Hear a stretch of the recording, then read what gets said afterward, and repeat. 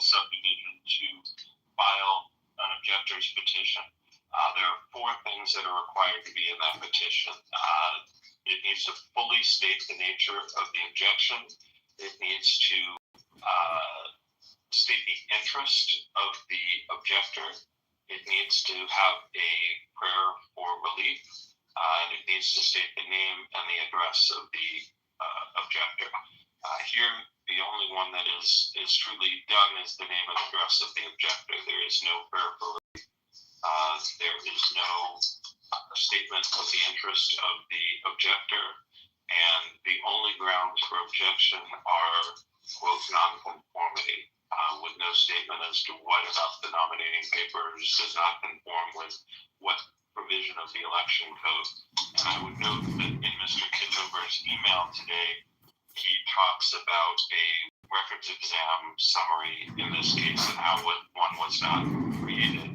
But the reason one was not created is because he didn't provide objections to signatures based on not genuine, not registered, out of district, etc. There was no basis to do a records exam because there was no appendix with individual signature objections. And for those reasons, the objection should be dismissed.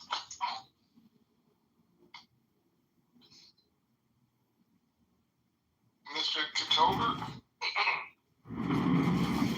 response? Yes, Your Honor. I feel that my thank you for being here. My original objection, I feel, of non-compliance and an insufficient number of signatures is compliant with Illinois election code in my original objection. And to follow up, I've taken Mr. Noli's PDFs and I've converted them into Excel spreadsheets. And through a FOIA request, I requested that the Illinois SB send me the Illinois number 16 district voter roll. I cross-compared that voter roll, and I have doubts as to whether or not Mr. Noli has the correct number of signatures. So that's why I've requested Illinois SB issue the full records exam summary. Okay. Well, for the first part, you did not actually object to his signatures in your objection. Your objection was one sentence, and it states, I object to candidate Paul Noli's petitions in Illinois crosshatch 16 U.S. Congress election on the grounds of non-conformity. That is the sum total of your objection. Not one word was spoken about signatures. Second, an objection once filed cannot be amended. Your efforts to grab the signature sheets and convert them to a spreadsheet and then compare them to voter rolls, even assuming some accuracy in what you did, would be an attempt to supplement or amend your objection, which is clearly not allowed. Let me get to also, before we go too much farther into this, you also then filed your own motion to strike. And in that one, you speak to non-conformity of the candidates' nominating petition sheets, not using the 2026 version of the petition sheets. While the objector could have argued that in the original objections, that again, much like what you just stated about converting the signature sheets and comparing them to the voter rolls, that's an attempt, as I see it, to amend your objection. Paragraph 2 of that objector motion to strike speaks about the insufficient number of signatures, and again speaks to this converting of the PDFs to Excel, 279 sheets, etc. All of that, Mr. Cooper, is in the nature of an effort to amend or supplement your objection, in my opinion. And so, to the extent you characterize it as a motion to strike, it will be denied.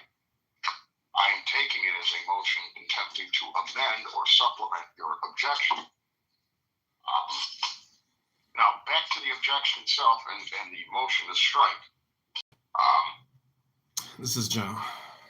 This is John Kitover. I'm running for Today, Illinois at 16. some point, you had requested, as counsel indicated, a record exam or a record exam summary, noting that the candidate had not been subjected to a record exam. The candidate is 100% right. You did not present an objection in this matter, which would have caused a record exam to be required. You would have to point to very specific sheet and line numbers and alleged flaws in very specific fashion as to each one of those issues you believe would invalidate each individual signature. It does not put the candidate on notice how to defend in this case to merely point at his, 279 petition sheets and say they're bad. It is a fundamental requirement that the objection put the candidate on notice of what they are called to defend. There was nothing that would go to a record exam. So to the extent you have filed what would be considered a motion requesting a record exam, it will be denied, and it is also untimely. I'm going to recommend granting the objectors, or the candidate, I keep saying objectors because I'm looking right at a page saying objector. I'm going to grant the candidate's motion to strike your objection. You do not fully state the nature of the objection, other than to say nonconformity. There's no way anybody could possibly defend a broad statement such as that. You also do not have any interest stated there, and your name and address, well, okay, you got that. Is there anything further you want to say in defense of your objection, sir? Yes, Your Honor. Right at the Illinois SBE processing facility in Springfield, the number one objection is nonconformity. Now, I understand it's general and vague, but it was my understanding as a candidate myself and an objector that these proceedings and hearings allow candidates and objectors to present evidence on nonconformity. Yeah, they certainly do. But you have to say what the nonconformity is, and you did not. You merely alleged in broad strokes. Your Honor, we're dealing with petitions, and as a candidate myself, this all deals with signatures. I thought that's, pretty generalized and understood that this entire hearing and all proceedings deal with validity of signatures. These are what we're, presenting to be on the ballot. I take it your word that that is how you understood it. However, that is not the law. There has to be sufficient basis alleged in your objection, which cannot be amended, that would put the candidate on notice of what they are called to defend. It's simply absent. I understand that, Your Honor, but in my defense, my petitions myself were fully issued an Illinois SBE records exam summary report. I don't understand why Mr. Noli can't also be issued an Illinois records exam summary report. It's just my concern that there's a lack of integrity or equality in terms of examining of petitions. Well, I was not involved with any objection to your nominating petition, so I can't speak to what that objection looked like. But having done this for well over 2 decades, a record exam is ordered when the objection cites to specific sheet and line numbers and alleges very specific deficiencies, such as signer resides outside of district, signer does not reside at address on his name, signer's signature not genuine.